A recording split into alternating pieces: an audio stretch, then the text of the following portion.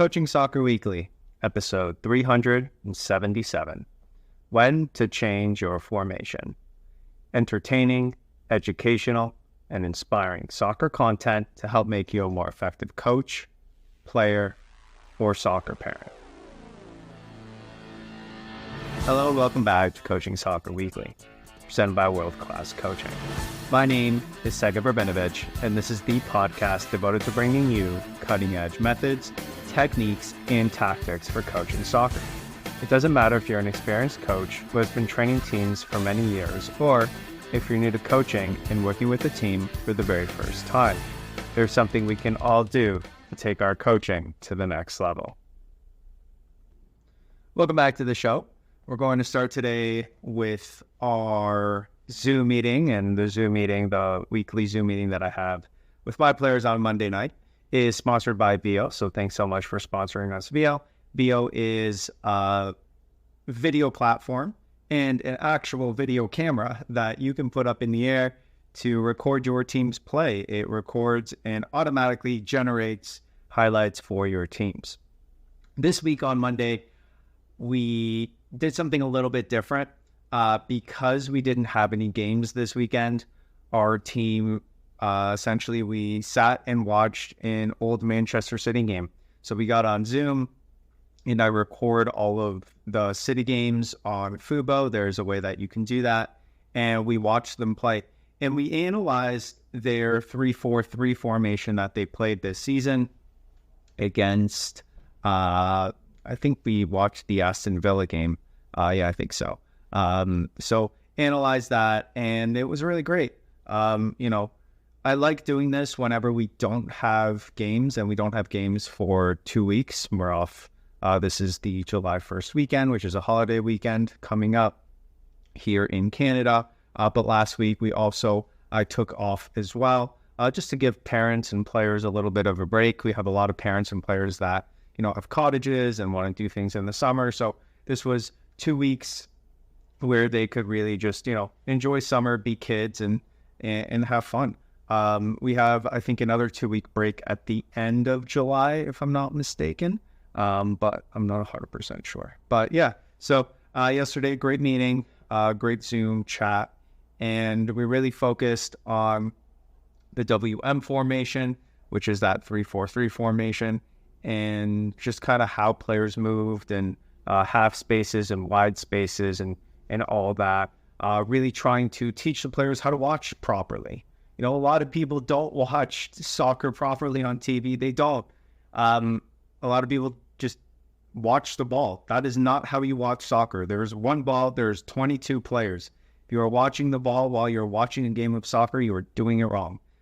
You should not be watching the ball. You should be watching the other players, the movement, showing the amount of times they're scanning, the runs from the forwards, just the way they're transitioning from attack to defense. It's just, you can't see that if you're watching the ball, right? So really focused on that with the players. And I do that from time to time, just making sure that they understand that.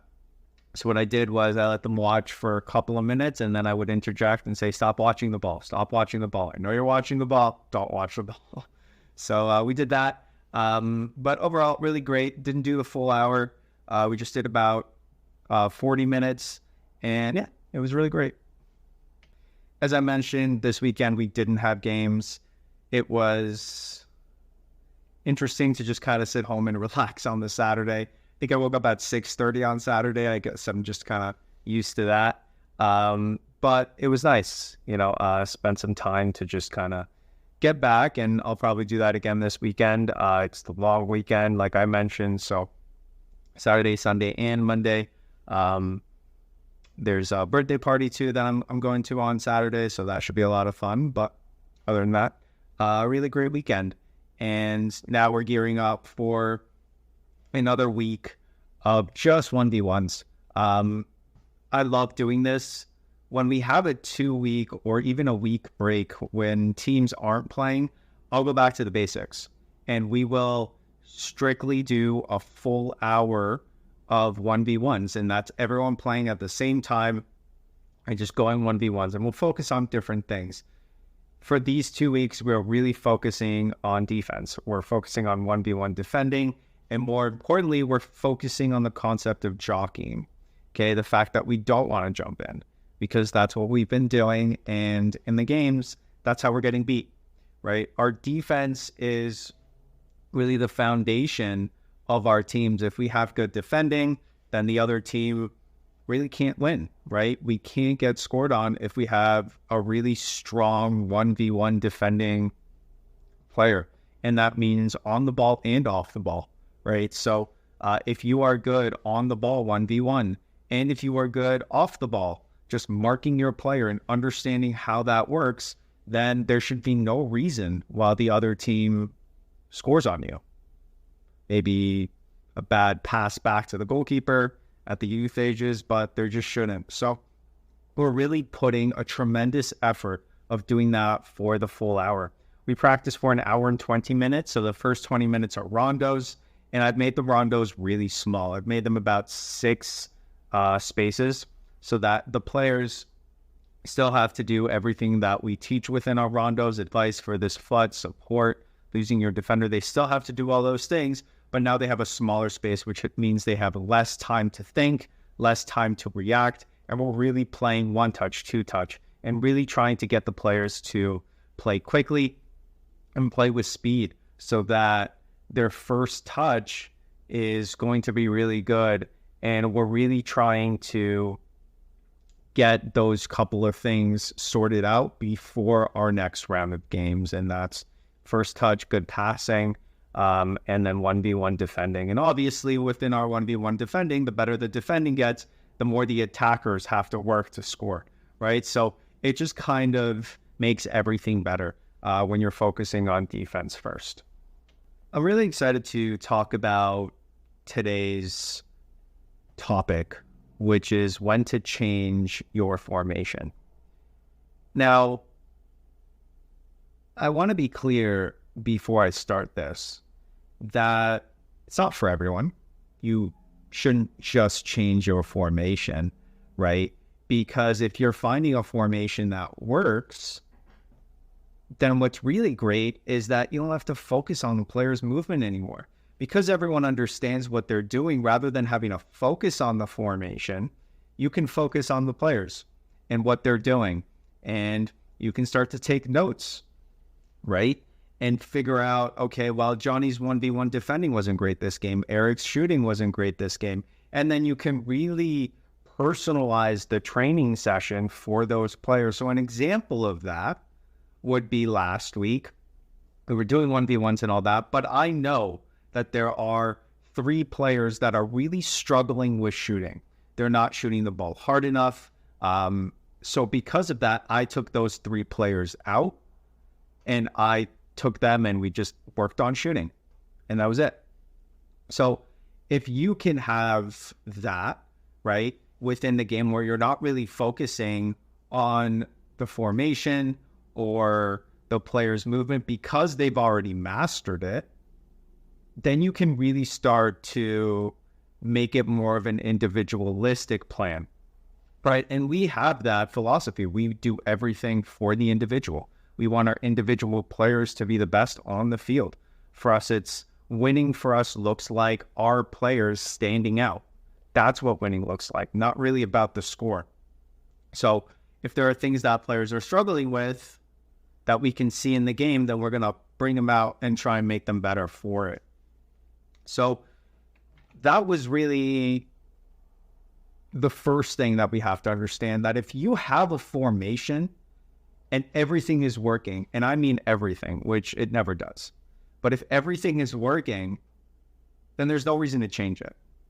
It is only when things aren't working, and we're going to talk about those, that it might be time to consider switching it.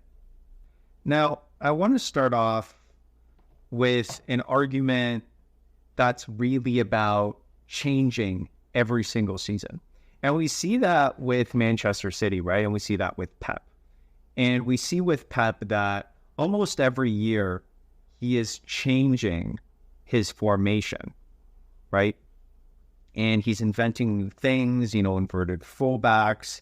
He originally used Messi with that false nine, right? He is creating a back four with Kyle Walker sometimes pushing up into the midfield. He moves Stones up. He did a 4-3-3 where the defensive mid comes back and actually makes a back five in certain situations. So every single season, you see it change in formation.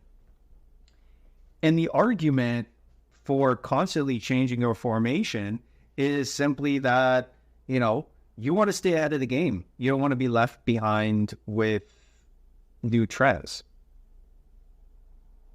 But to counter that, I would say I am not Pep Guardiola. I am not playing in the Premier League. And my goal is not to win games. It's to produce players. And every single time that I change a formation, the players have to learn it. And because the players have to learn it, that takes away time from individual player development. So I don't buy that argument. I don't buy that at all. And I have a lot of people saying that, Pep's doing this and that, you should consider this, that. Yeah, you're 100% right. If I was a university coach and my team had players that have already been developed and should be now playing at the highest level, that's definitely a fair argument. But I'm not there, nor do I really want to be there. I'm with kids, and the primary focus is really making the individual great. And the other argument would be, well, Sagib, you have to get them ready for formations. I do. But the coach that they're going to be playing for in university or professional team or whatever is next for them, I don't know what formation he's going to play. So I would rather give that coach a versatile player who can do anything, who can be very flexible, very good at 1v1s, very good at 1v1 defending, first touch great, passing great, good shooter. If I can give that to a coach should be able to easily pluck that player in wherever they need, and that's it. So I don't buy that argument as well. So again, it's not about changing for the sake of, this is the newest trend. That's not it. It's changing because things aren't working, or changing because of a developmental reason. And we're going to talk about those starting now. So the first thing that would indicate, and has indicated for me, a change in formation, and this is what has happened in our 9v9s. We used to play a 4-3-1, and now we've changed it to a 3-4-1. And the question was, well, Segub, why did you do that? And it was because our team struggled at something specific. Now, that could be scoring goals, getting scored on, or getting the ball through the lines. If your team is struggling within any one of those aspects, it might be time to consider a change. So for us, we were struggling on defense. And you're probably thinking, well, Sagib, how could you struggle on defense? You had 4 defenders, and then now you have 3 defenders, which is actually less defenders. That doesn't really make sense. Well, it does, because the way that we played our 4-3-1 was we played our 2 defenders as fullbacks, and they would push up. So essentially, we would just have 2 players back. So now what we did was we bring a 3rd player back, and now we've got 3 dedicated defenders. Right? So for us, that made sense from that 3-4-3. We had great scoring opportunities, but our defense was a big struggle.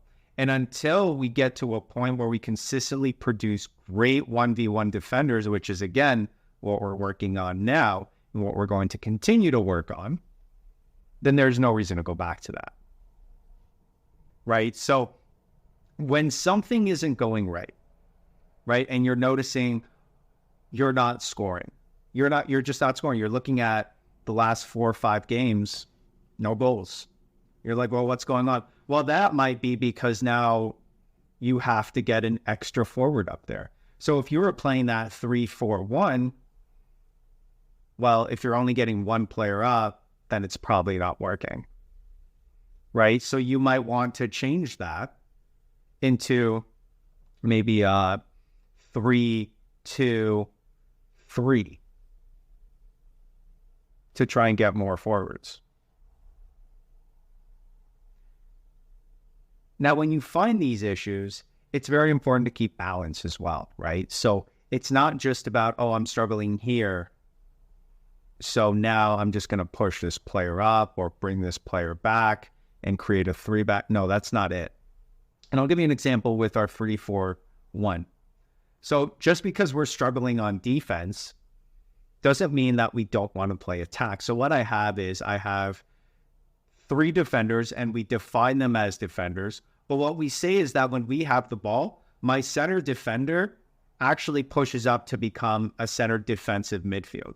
So essentially, we're still playing that 4-3-1 shape that we're used to, but we're emphasizing the defensive part. So we're emphasizing the fact that as soon as we lose the ball, we want 3 back. Okay, that's important. And that player that's the defensive midfield is now not pushed up enough for us to be caught, right? So we would sometimes push our fullbacks really high up, and then when we would lose the ball, they just wouldn't have the energy to get back. So it's still that balancing, right? So I pushed a player back, but I still wanted to balance and keep the forward momentum going, the attacking momentum. So when we have it, I changed it in the attack. So let's say we're talking about that 3-2-3 formation, right? And I push those players up. So that's what I'm going to emphasize. I'm going to say when we attack, we're going to have a 3-2-3. So I really want those players pushing back. But when we're on defense, then let's go back to that 3-4-1, right? So it's that balancing act of understanding that, yes, we're struggling in here in this situation, but when we're not in that situation, let's bring it back and cover for it. Now, the next reason I would change my formation is I personally think the most obvious reason, and that's from a developmental point of view. If I have on my team 7 midfielders and not that many defenders, I'm probably going to stack my midfield because, again, development comes first, right? So if we're playing 11v11, I'm probably going to play maybe a 3-5-2, right? So I'm going to stack my midfielders with the most amount of players because I have the most midfielders. Alternatively, if I have a bunch of defenders, maybe I'm playing a 3-2-4-1, right? So 3 defenders, 2 defensive mids. So that gives me 5 players in the defensive phase. And then I'm playing 4 midfielders, right? Still a little bit more back, and then 1 forward. So it could really depend on the types of players that I have. If I have, 4 forwards or 5 forwards, maybe I'm playing a 4-3-3, right? 4 defenders, 1 defensive mid, 2 attacking mids, and then 3 forwards to give me that balance of having those 5 players be more attacking. So that to me is the most obvious, because if player development is first and you have players of those positions and you have a lot of those players, then that might be a reason to switch into that formation. And then on top of that, those players are probably playing in their strongest position, which is the next thing. If I have players and they're not getting the best out of playing because they're not playing in their strongest position, then I might add an extra position for them. So for example, if I only have 1 strong center mid, then I'm probably still going to be playing a 4-3-1 with my 9v9. But if I have 2 really strong midfielders, then maybe I'm going to be playing a 3-2-2-1. Right? So it's a 3-4-1, right? So it just kind of depends on the type of players that you have and where their strongest position is. Another reason to change your formation is based on your style of play, right? If you are a team that kicks the ball down the field, which I don't like, but if that's the way that you play, which is fine, then you're probably not going to have one forward. That makes no sense. If every time your defenders get it and there's only one target player up there, there's no chance. Then you'll probably want to pack the forward line. If you're a team that really likes to build out of the back, then maybe you need midfielders, and you need a bunch of midfielders that can really play short passes. So you want to crowd the midfield, right? You want to have 5 midfielders to help you build out of the back, right? Maybe you want to have switching, right? Maybe you're a team that loves to switch the ball from side to side. Then you're probably going to have players in isolated situations on each of the wide space, right? And the question is, where do you want them? Do you want them to receive the ball 1v1? Do you want them to receive the ball in space? So if you want them to receive the ball in space, maybe the wide players are midfielders.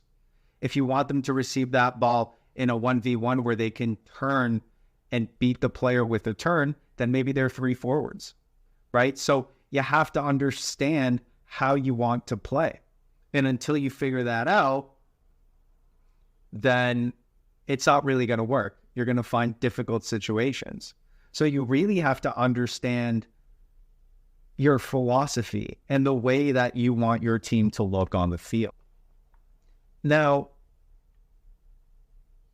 this one is probably my least favorite because I don't like to react to people. I don't.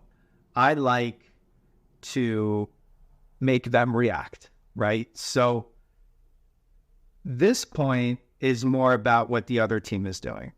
If you're playing against a team and they're playing 3 forwards and you're only playing 3 defenders, then it's a 1v1 matchup. And because of that, you're going to be pretty much mismatched the whole time. You're counting on your defenders to be really, really good at winning these 1v1 duels in the air, on the ground, through balls, not getting caught. So this is something that you might have to consider if you're playing in tournaments. If you're in the final and you're playing against 3 attackers, and you're playing a 3-5-2, you might want to drop that defensive mid back so that you can create at least an extra player to help you on defense. So this is more about reacting to the other team. If they have a really great player, right, it might be that you have to adjust your formation to accommodate that, right? If they have 2 really good midfielders and you're playing a 3-4-3 with only 2 center midfielders as well, and you've got a 1v1 battle against these 2 players, that might not work. So maybe you go into a 4-3-3 to give yourself the advantage in the midfield of having 3 against 2. So this is something that, again, I don't really like because we're individual developmental focus.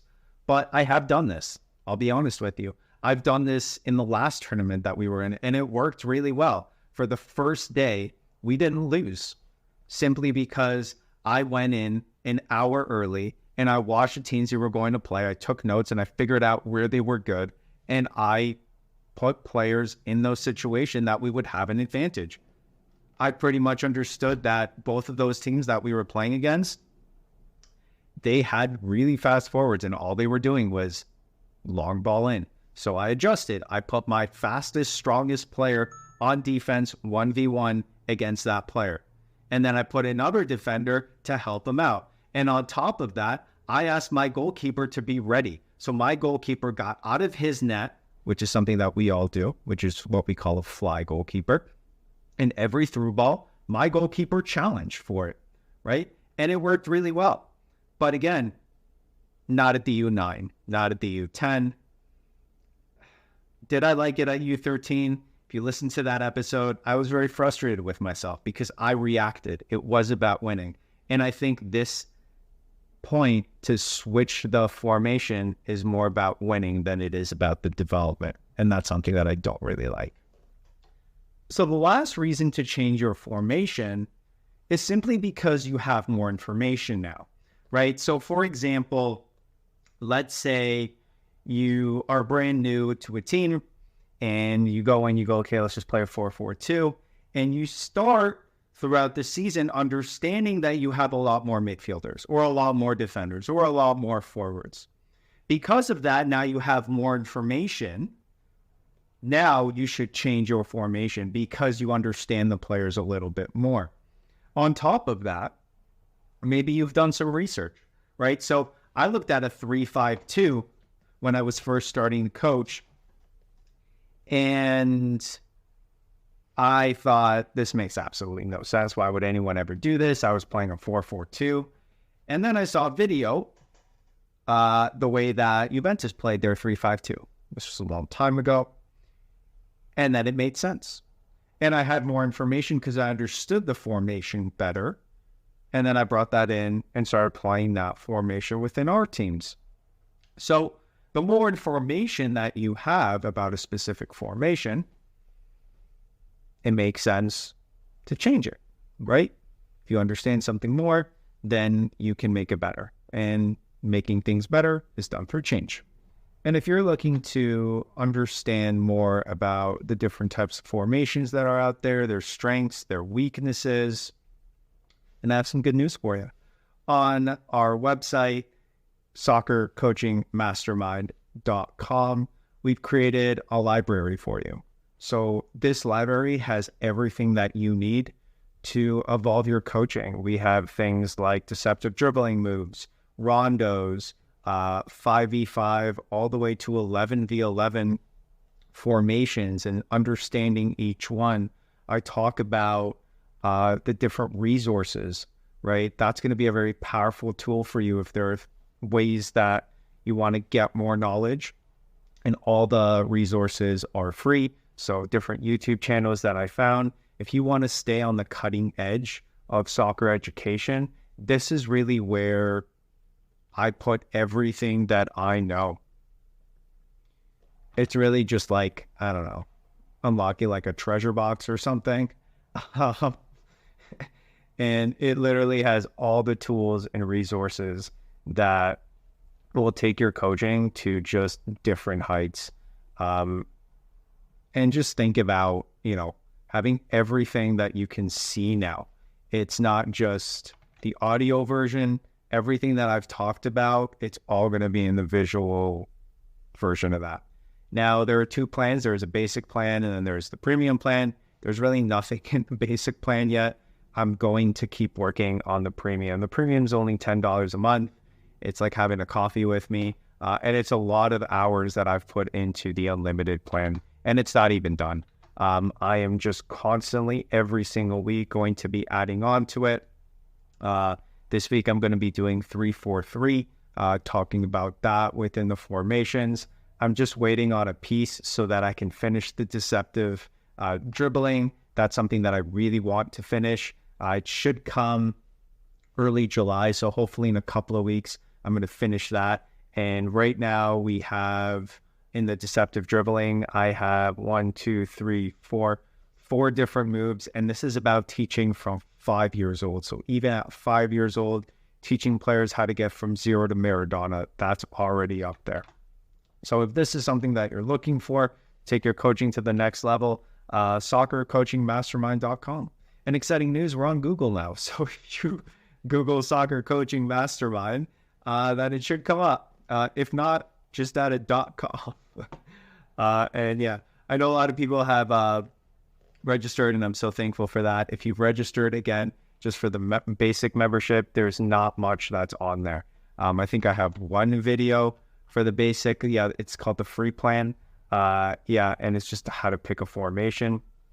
Just a glimpse into what else there will be there. But the rondos are so powerful on that website. I would urge everyone to go check that out. I talk about how to create rondos for formations, specific formations. If you are playing a 2-3-1, how do you coach that in a repetitive manner? We talk about things like losing your defender while you're doing that in a rondo. If your team isn't getting the ball up, it's probably because they're not open. And if they're not open, it's because they're not losing their defender, not scanning. So these are all things that we talk about in the rondos. But yeah, that's something you're interested in, soccercoachingmastermind.com. Our Facebook group, which is Coaching Soccer Weekly on Facebook. We're almost at 800 members. I'm like, every time I look at my phone, it seems like there's more coaches that are joining. So I love that. The community is growing, and I'm really happy about that. I got to be honest, when I took over the show, which was over 2 years ago, that's something that I was really nervous about. I didn't know how people were going to react to me taking over the show from Tom. And I'm really, really proud of the fact that I've been able to continue to grow and get more coaches onto this platform. And I have to say thank you again. You know, I don't think I can thank you guys enough for continuing on this journey with me and just being there to listen. It feels like I'm talking to myself, but I know I'm not. I know I'm talking to you. So thanks for listening, and keep going. You know, you're doing something amazing. You're helping kids. And if I can help you in any way to help these kids, then I've done my job. And I'm truly proud of that. This weekend, we don't have any games, so I'll be back next week, and you'll have to, I guess, just wait and see what I come up with. And until then, enjoy the journey, enjoy the moments, but most importantly, enjoy the game. Coaching Soccer Week is a production of World Class Coaching. All rights reserved. Hey, thanks for watching all the way to the end, and you can check out more of our videos right here. And if you haven't done so already, I would really appreciate it if you'd hit the like button and the subscribe button.